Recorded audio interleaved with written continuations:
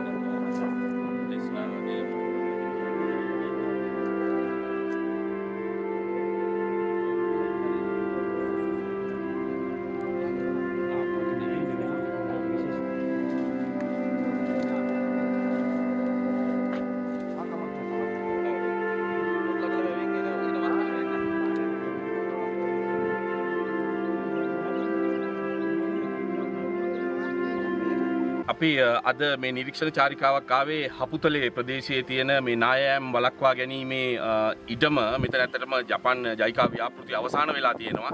දැන් අපි මේ ආත්පස බැලුවොත් සම්පූර්ණයෙන්ම තියෙන ආක්‍රමණශීලී තන වැවිලා මෙතන විනාශ වෙච්ච මුඩු බිමක් තියෙන්නේ. එතන මේ ඉඩමට අපි ඌව පළාත් සභාව විදිහට ඌව පළාත් සංචාරක අමාත්‍යාංශය 2020 මොරටු විශ්වවිද්‍යාලයත් එකතු කරගෙන සැලසුමක් හැදුවා.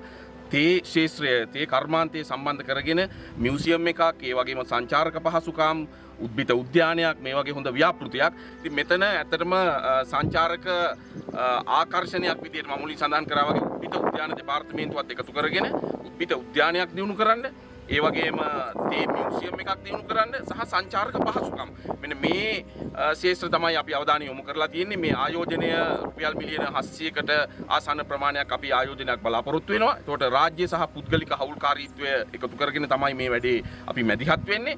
විශේෂයෙන්ම සංචාරක ශේත්‍රය දිනු කරලා හපුතලේ ප්‍රදේශයට ආකර්ශනීය සංචාරක ආකර්ෂණයක් දිනු කරලා ආර්ථිකය අවස්ථාවන් මේ ප්‍රදේශයේ ජනතාවට උදා කරන වැඩේ තමයි අපි මූලික අරමුණු කරගෙන අද මේ නිරීක්ෂණ චාරිකාව මෙතෙන්ට ආවේ.